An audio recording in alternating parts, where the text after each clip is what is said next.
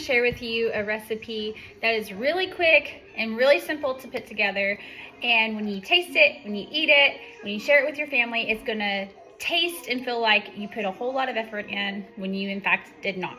So we are making sourdough cinnamon roll focaccia bread. You can make this even if you're just using yeast. This is really simple to put together. All it is 400 grams of water, 100 grams of active sourdough starter, and she's clearly ready because she's leaking out the side. Scale would help. 100 grams of starter, 50 grams of sugar or honey. Now you're gonna add 500 grams of flour, but I'm gonna mix all this together before I add my flour in. Got my Danish dough whisk. Use anything you have that's gonna give it a good stir.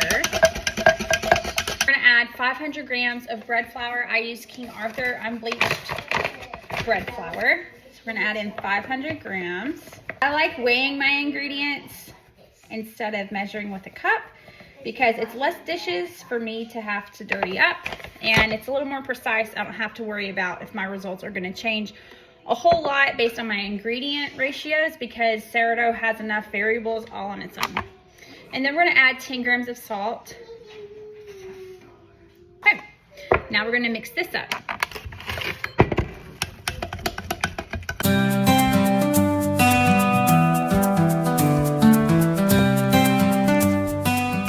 Always mix it to look something like this. It's a very fragile dough. It's very hydrated. This is not like a typical yeast rise dough like a fluffy bread. This is going to be extremely hydrated, very sticky. So now that it's all mixed together, I'm going to let this rest a good 30 minutes before I touch it again. I usually forget about this one. I don't worry about it too much.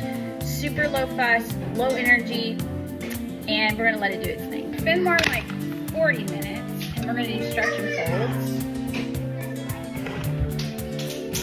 We'll let it do its thing.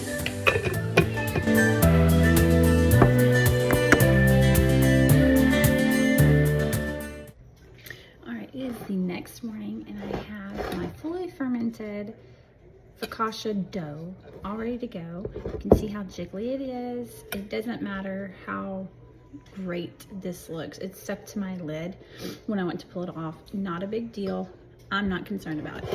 I've got a greased 13x9 casserole dish, and I'm going to just plop this right down into it. And it should still, even though it's a very hydrated dough, it should still pull away mostly clean from the bowl. Just so far, I'm gonna stretch this out. And I did, like I said, I did grease this casserole dish. And now what I'm gonna do is, now that I've stretched it out a bit, I've got half a stick of butter and like half a cup of sugar and tablespoon of cinnamon that I have got mixed together. And I'm gonna pour this right on top of this guy. Spread it out a bit. And then I'm actually gonna fold my dough in half, and it's gonna rise for about an hour and a half to 2 hours before we bake it. All right, so now I'm just gonna fold it in half, like that.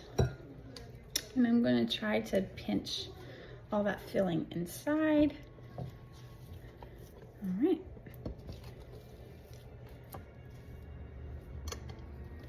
Now we can stretch it out like you normally would for focaccia and get it all kind of spread evenly across your pan.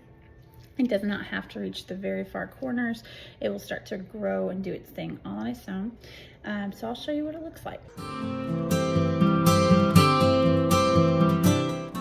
So as you can see, it's not the best looking thing in the world, but I'm not concerned about it because later we're gonna be dimpling this. It's not gonna matter what it looks like right now. So I'm gonna cover this with the lid, let it rise for an hour and a half to 2 hours until I start to see bubbles on the surface and that it's risen, like doubled in size, just about. So now our dough has risen for a couple hours. You don't have to let it go that long, but that is also the beauty of sourdough, is that you can kind of forget about it for a little bit. So I have it risen, and with clean hands, I am going to dimple in some cinnamon sugar mixture. You can do this while you're preheating your oven to 425. So I've got some cinnamon sugar. I did like that same ratio that we did earlier, and I'm just gonna spread it out a bit. Here's the fun part. So now we're gonna bake this at 425 for like 25 to 30 minutes.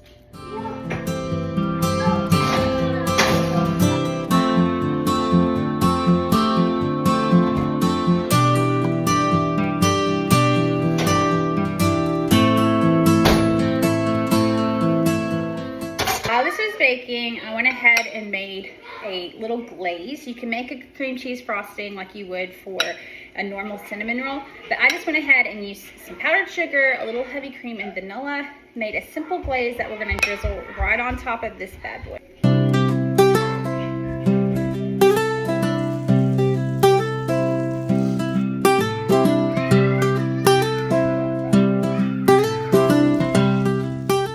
Now comes the tricky part. I'm actually going to transfer it from the dish onto a cutting board so we can serve it. And it's still hot.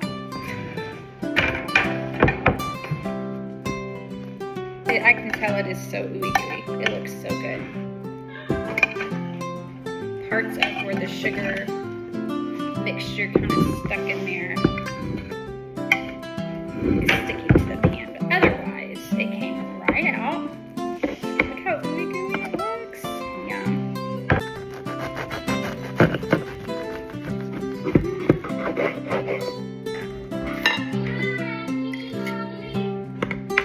Let's see how it tastes. Look how ooey gooey it is.